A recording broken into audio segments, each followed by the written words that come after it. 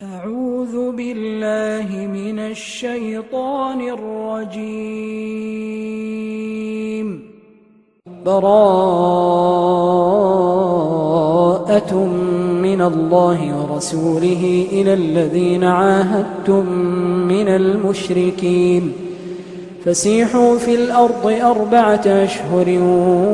واعلموا أنكم غير معجز الله وأن الله مخزي الكافرين. وأذان من الله ورسوله إلى الناس يوم الحج الأكبر أن الله بريء من المشركين ورسوله فإن تبتم فهو خير لكم وإن توليتم فاعلموا أنكم غير معجز الله وبشر الذين كفروا بعذاب أليم. إلا الذين عاهدتم من المشركين ثم لم ينقصوكم شيئا ولم يظاهروا عليكم أحدا فأتموا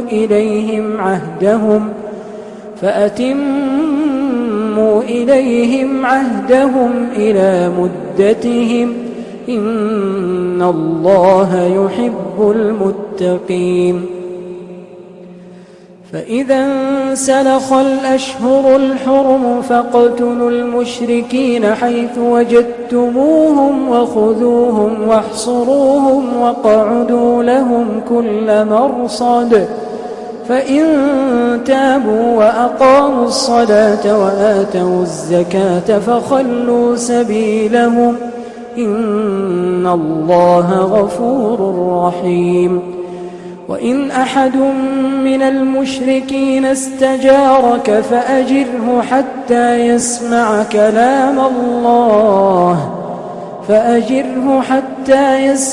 كلام الله ثم أبلغه مأمنه ذلك بأنهم قوم لا يعلمون.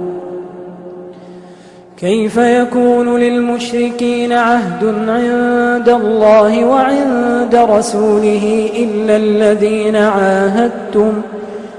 الذين عاهدتم عند المسجد الحرام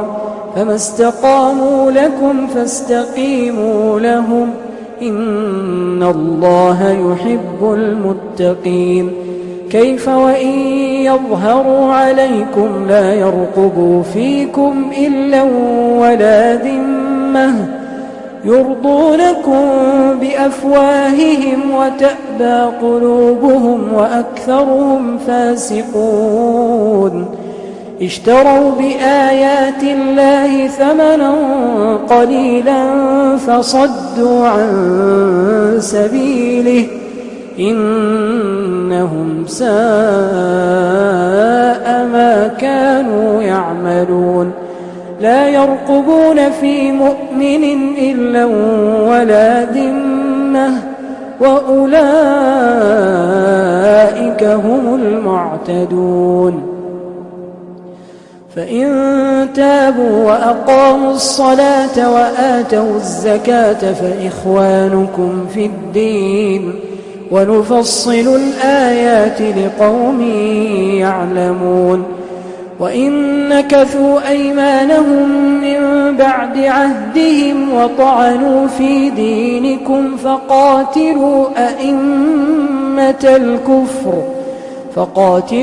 أئمة الكفر إنهم لا أيمان لهم لعلهم ينتهون. ألا تقاتلون قوما نكثوا أيمانهم وهموا بإخراج الرسول وهم بدؤوكم أول مرة أتخشونهم فالله أحق أن تخشوه إن كنتم مؤمنين. قاتلوهم يعذبهم الله بأيديكم ويخزهم وينصركم عليهم ويشف صدور قوم مؤمنين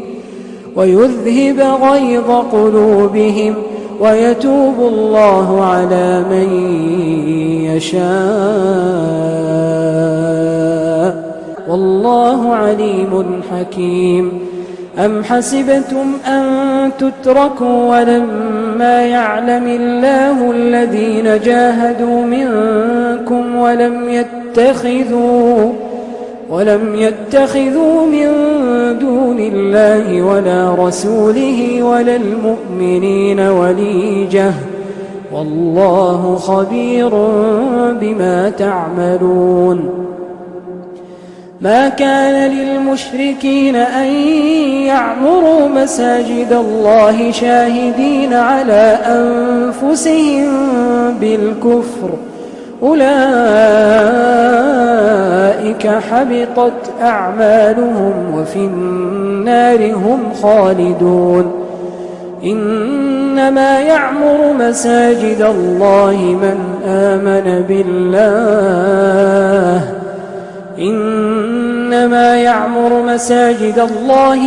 آمن بالله واليوم الآخر وأقام الصلاة وآتى الزكاة ولم يخش إلا الله فعسى أولئك أن يكونوا من المهتدين. أجعلتم سقاية الحاج وعمارة المسجد الحرام كمن آمن بالله واليوم الآخر وجاهد في سبيل الله لا يستوون عند الله والله لا يهدي القوم الظالمين. الذين آمنوا وهاجروا وجاهدوا في سبيل الله بأموالهم وأنفسهم أعظم درجة عند الله وأولئك هم الفائزون. يبشرهم ربهم برحمة منه ورضوان وجنات لهم فيها نعيم مقيم خالدين فيها أبدا إن الله عنده أجر عظيم. يا أيها الذين آمنوا لا تتخذوا آباءكم وإخوانكم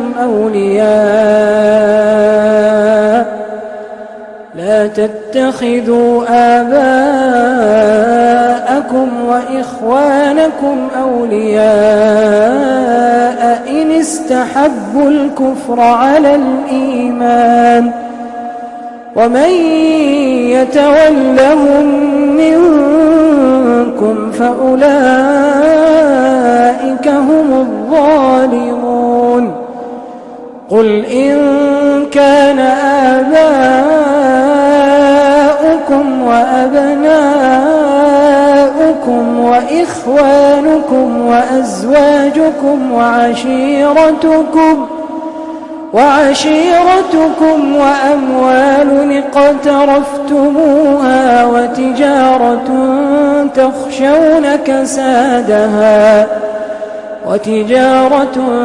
تخشون كسادها ومساكن ترضونها أحب إليكم من الله ورسوله وجهاد في سبيله فتربصوا حتى يأتي الله بأمره والله لا يهدي القوم الفاسقين. لقد نصركم الله في مواطن كثيرة ويوم حنين إذ أعجبتكم كثرتكم فلم تغن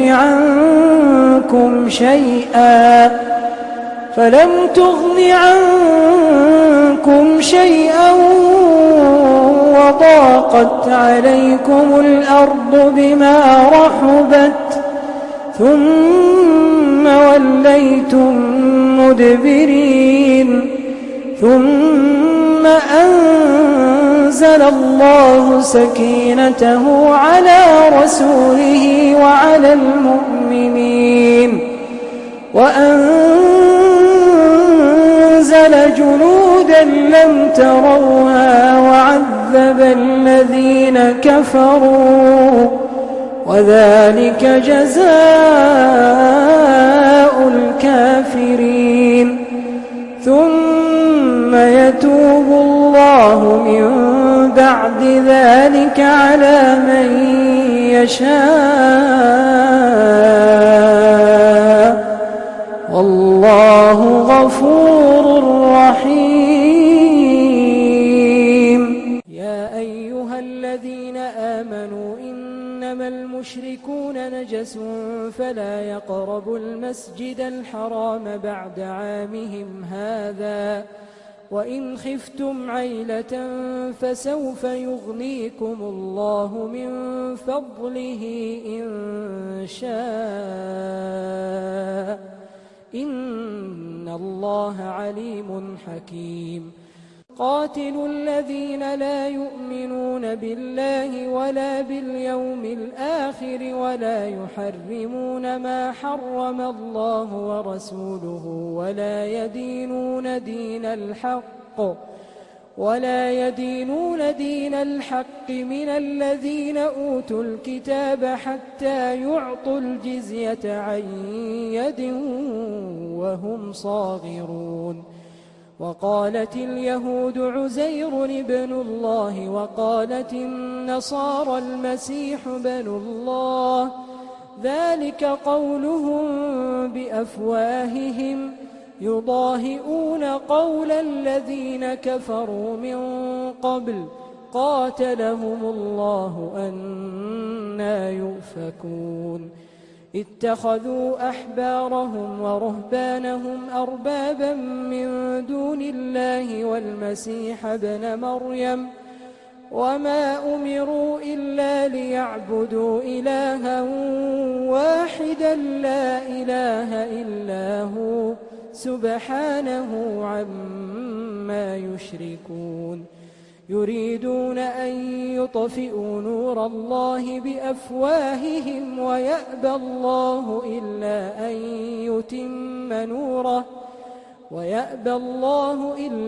أن يتم نوره ولو كره الكافرون. هو الذي أرسل رسوله بالهدى ودين الحق ليظهره على الدين كله ولو كره المشركون. يا أيها الذين آمنوا إن كثيرا من الأحبار والرهبان ليأكلون أموال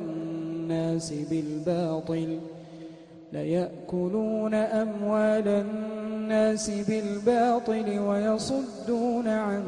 سبيل الله. والذين يكنزون الذهب والفضة ولا ينفقونها في سبيل الله فبشرهم بعذاب أليم. يوم يحمى عليها في نار جهنم فتكوى بها جباههم وجنوبهم وظهورهم هذا ما كنزتم لأنفسكم فذوقوا ما كنتم تكنزون. إن عدة الشهور عند الله 12 شهرا في كتاب الله يوم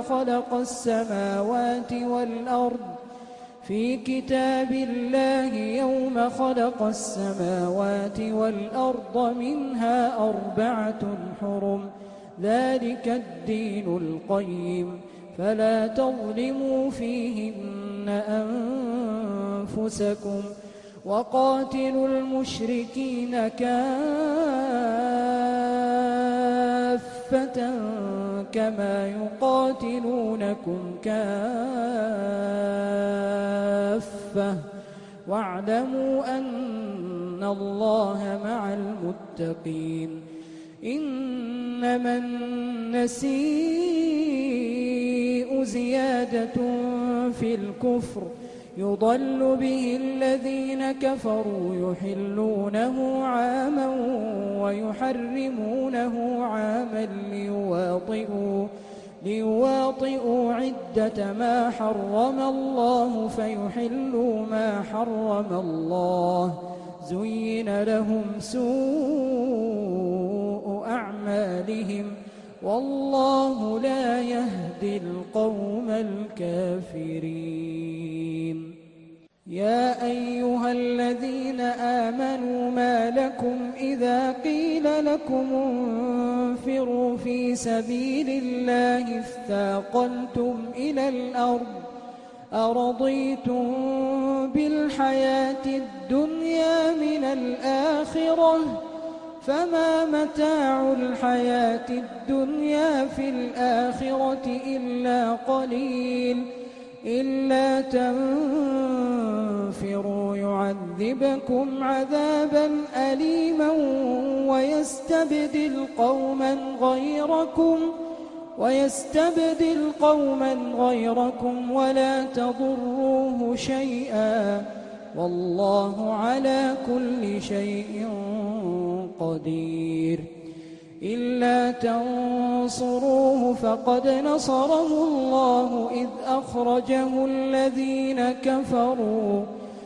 أخرجه الذين كفروا ثاني اثنين إذ هما في الغار إذ يقول لصاحبه لا تحزن إن الله معنا فأنزل الله سكينته عليه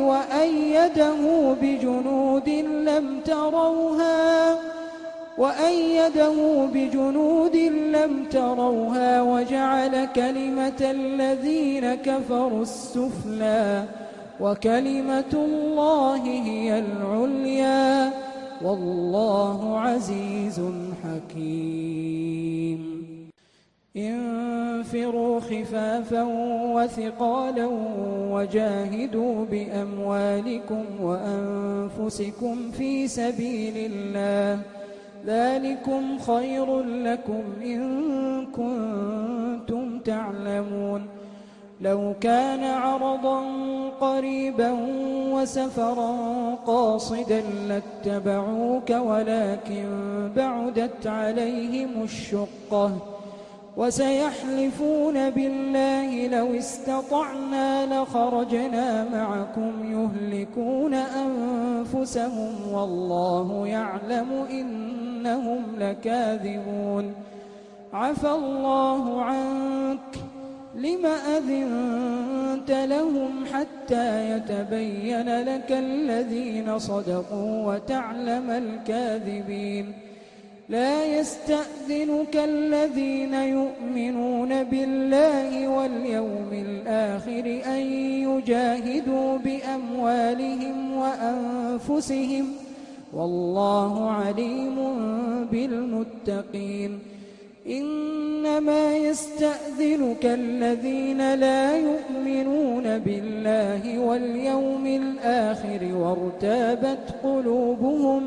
وارتابت قلوبهم فهم في ريبهم يترددون ولو أرادوا الخروج لأعدوا له عدة ولكن كره الله بعاثهم فثبطهم وقيل اقعدوا مع القاعدين لو خرجوا فيكم ما زادوكم إلا خبالا ولأوضعوا خلالكم يبغونكم الفتنة وفيكم سماعون لهم والله عليم بالظالمين. لقد ابتغوا الفتنة من قبل وقلبوا لك الأمور حتى جاء الحق وظهر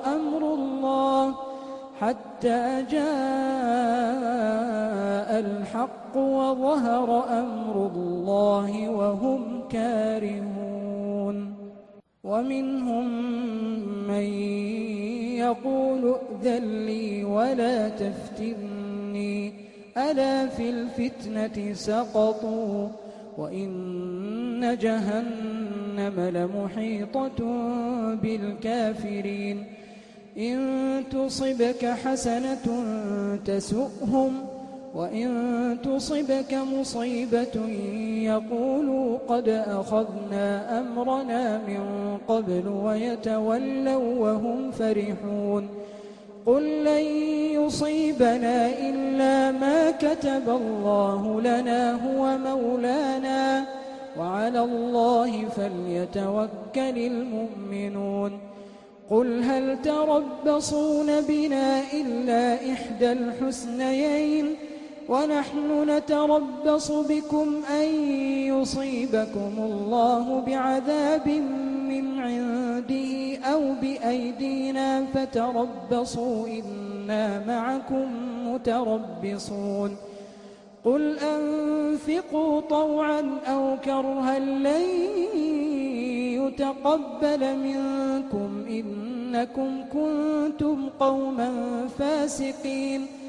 وما منعهم أن تقبل منهم نفقاتهم إلا أنهم كفروا بالله وبرسوله ولا يأتون الصلاة إلا وهم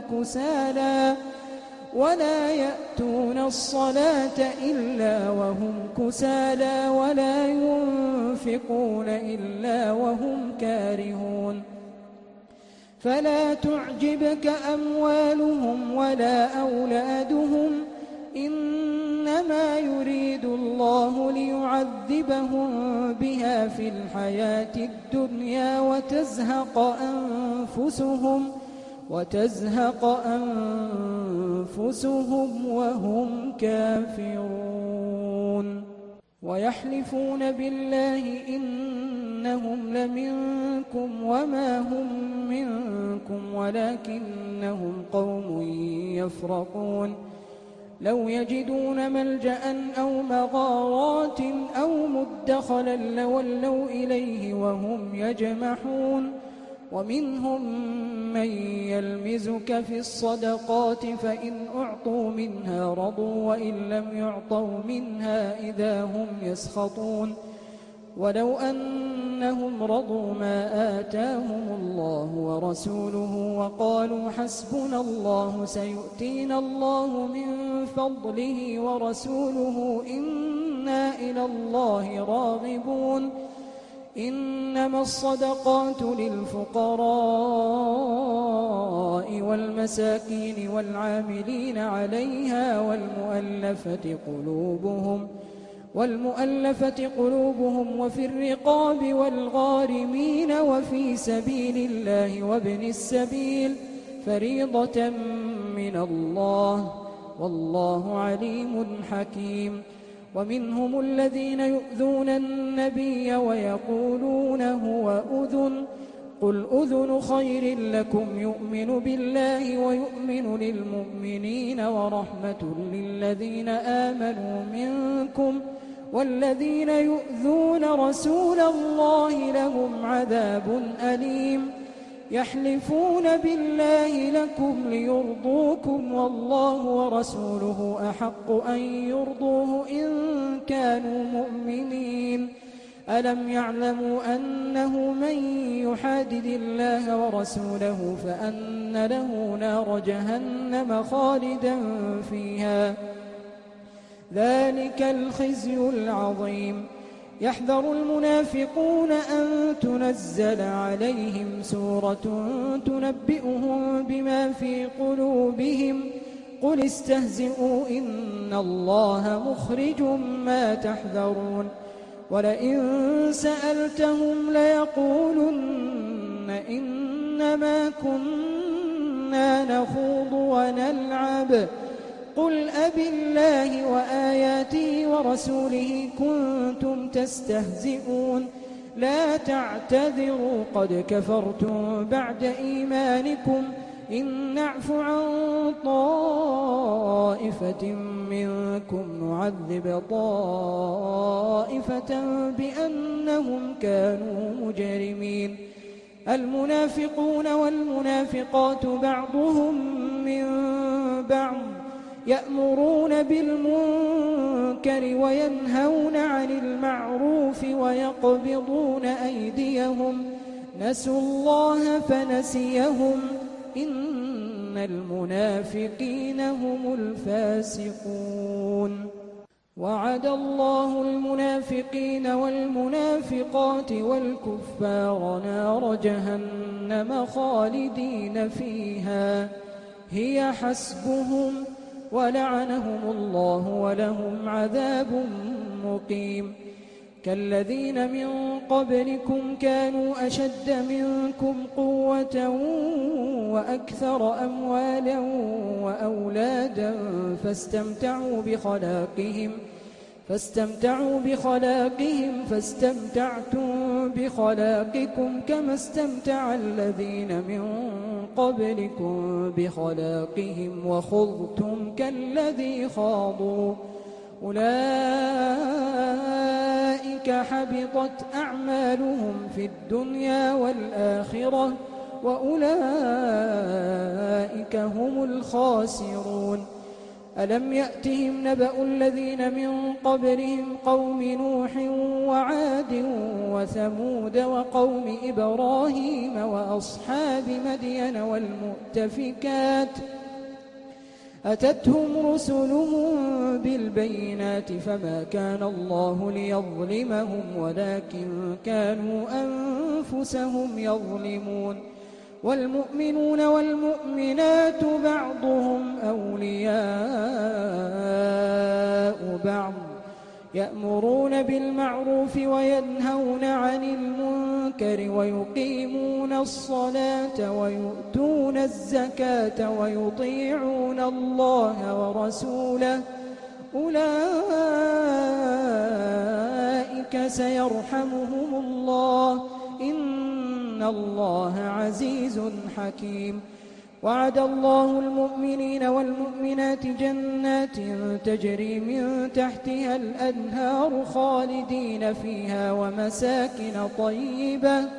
ومساكن طيبة في جنات عدن ورضوان من الله أكبر ذلك هو الفوز العظيم يا أيها النبي جاهد الكفار والمنافقين واغلظ عليهم ومأواهم جهنم وبئس المصير يحلفون بالله ما قالوا ولقد قالوا كلمة الكفر وكفروا بعد إسلامهم وهموا بما لم ينالوا وما نقموا إلا أن أغناهم الله ورسوله من فضله فإن يتوبوا يك خيرا لهم وإن يتولوا يعذبهم الله عذابا أليما في الدنيا والآخرة وما لهم في الأرض من ولي ولا نصير ومنهم من عاهد الله لئن آتانا من فضله لنصدقن ولنكونن من الصالحين فلما آتاهم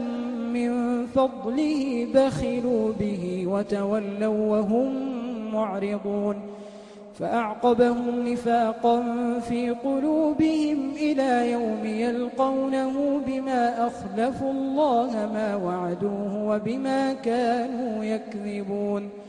ألم يعلموا أن الله يعلم سرهم ونجواهم وأن الله علام الغيوب الذين يلمزون المطوعين من المؤمنين في الصدقات والذين لا يجدون إلا جهدهم الذين يلمزون المطوعين من المؤمنين في الصدقات والذين لا يجدون إلا جهدهم فيسخرون منهم سخر الله منهم ولهم عذاب أليم استغفر لهم أو لا تستغفر لهم إن تستغفر لهم 70 مرة فلن يغفر الله لهم ذلك بأنهم كفروا بالله ورسوله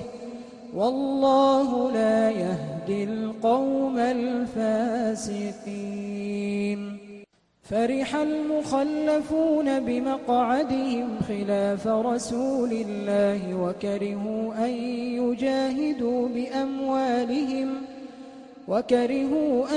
يجاهدوا بأموالهم وأنفسهم في سبيل الله وقالوا لا تنفروا في الحر قل نار جهنم أشد حرا لو كانوا يفقهون فليضحكوا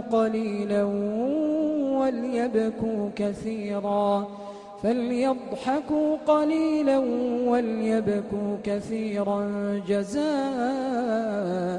بما كانوا يكسبون فإن رجعك الله إلى طائفة منهم فاستأذنوك للخروج فقل لن تخرجوا معي أبدا ولن تقاتلوا معي عدوا إنكم رضيتم بالقعود أول مرة فاقعدوا مع الخالفين ولا تصل على أحد منهم مات أبدا ولا تقم على قبره إنهم كفروا بالله ورسوله وماتوا وهم فاسقون ولا تعجبك أموالهم وأولادهم إنما يريد الله أن يعذبهم بها في الدنيا وتزهق أنفسهم وهم كافرون وإذا أنزلت سورة أن آمنوا بالله وجاهدوا مع رسوله استأذنك أولو الطول منهم وقالوا ذرنا نكن مع القاعدين رضوا بأن يكونوا مع الخوالف وطبع على قلوبهم فهم لا يفقهون لكن الرسول والذين آمنوا معه جاهدوا بأموالهم وأنفسهم وأولئك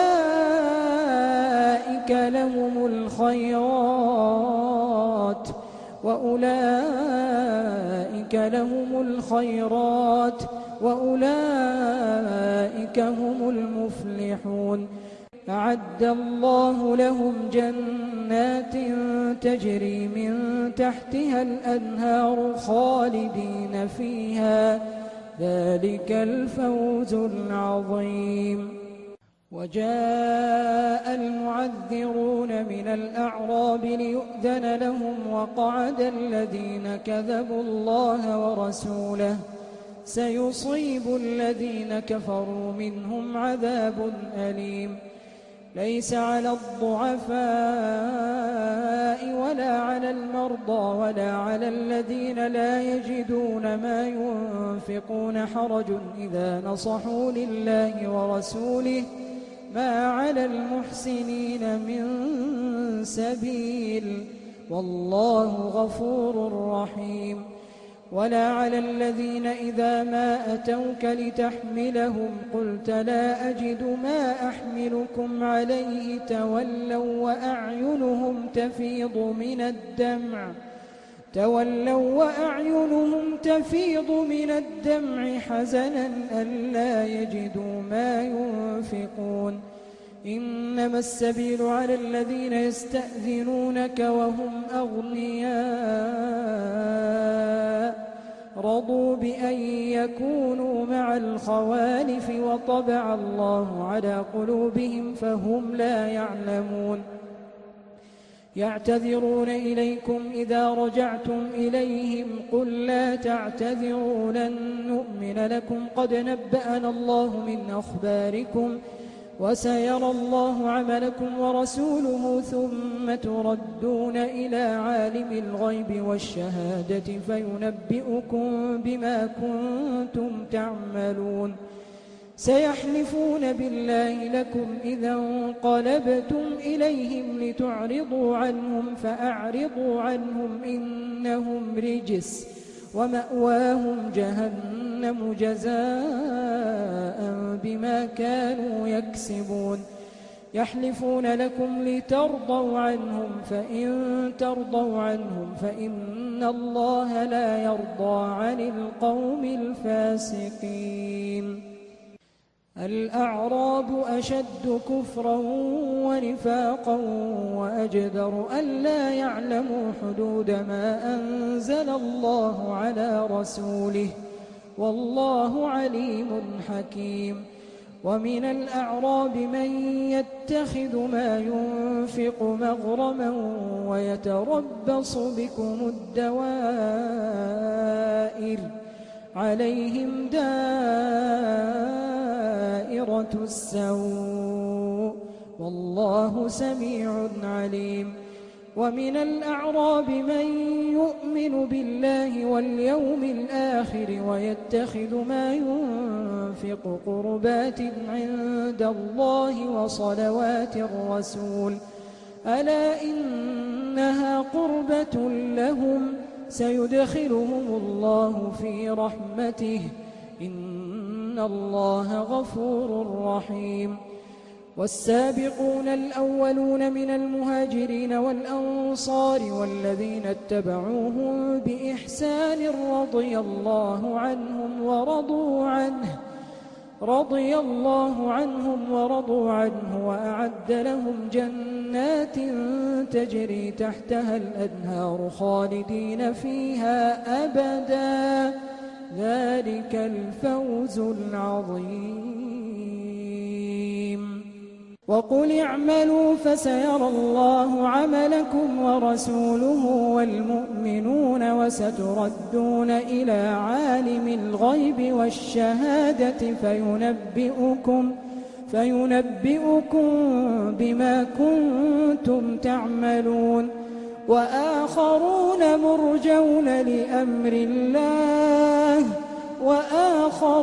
مرجون لأمر الله إما يعذبهم وإما يتوب عليهم والله عليم حكيم والذين اتخذوا مسجدا ضرارا وكفرا وتفريقا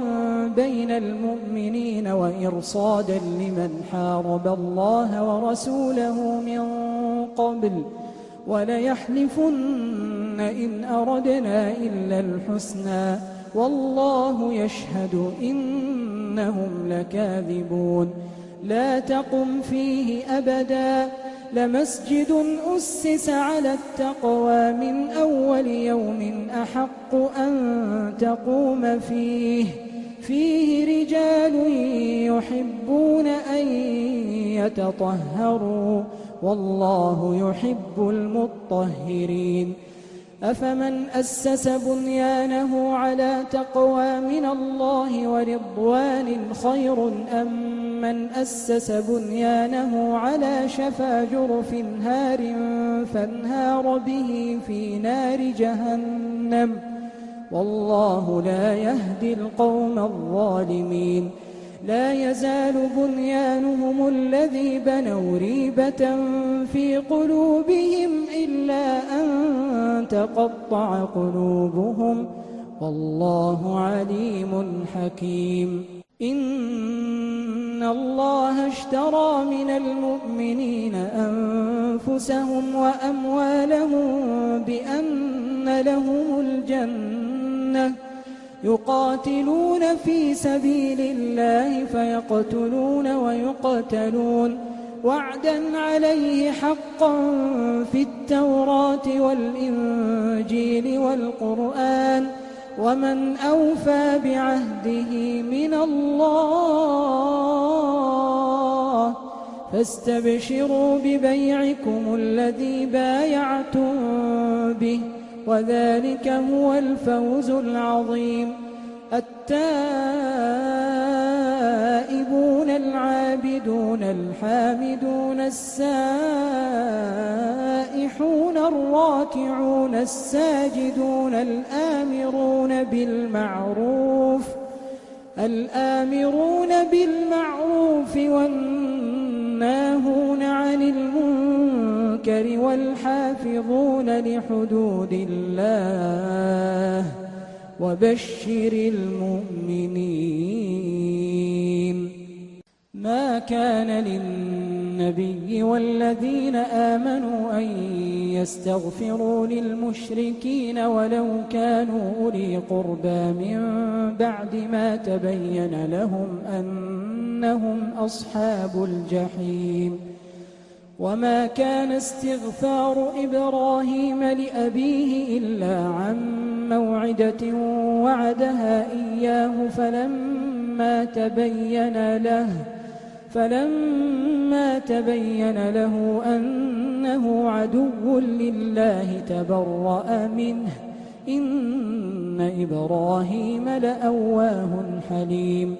وما كان الله ليضل قوما بعد إذ هداهم حتى يبين لهم ما يتقون إن الله بكل شيء عليم.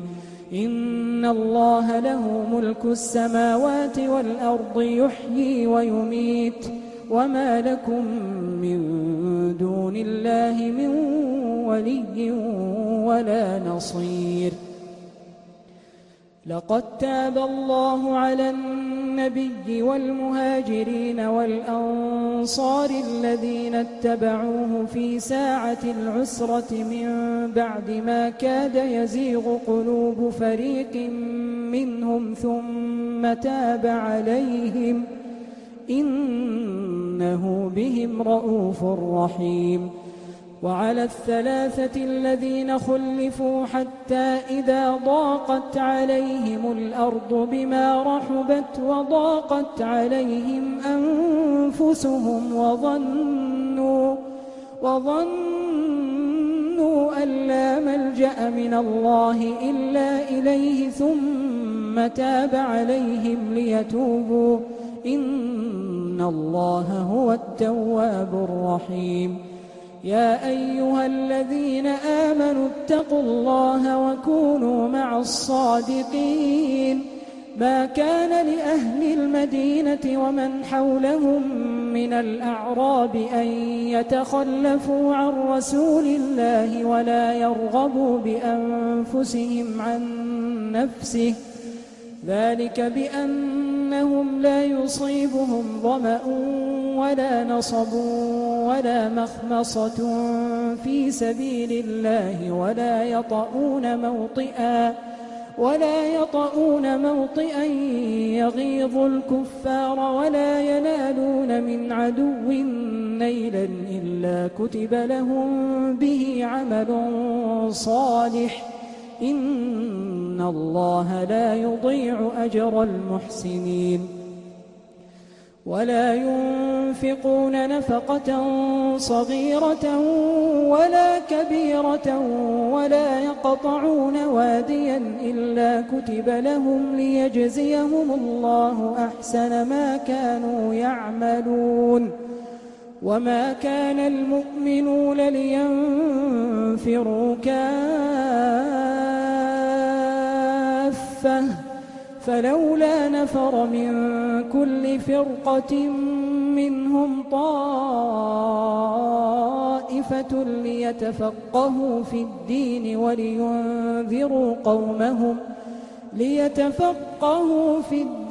ولينذروا قومهم إذا رجعوا إليهم لعلهم يحذرون.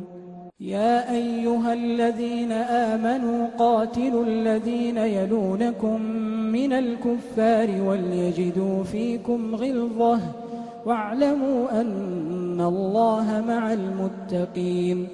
وإذا ما أنزلت سورة فمنهم من يقول أيكم زادته هذه إيمانا فأما الذين آمنوا فزادتهم إيمانا وهم يستبشرون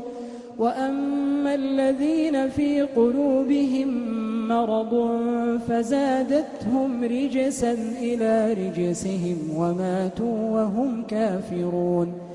أولا يرون أنهم يفتنون في كل عام مرة أو مرتين ثم لا يتوبون ولا هم يذكرون.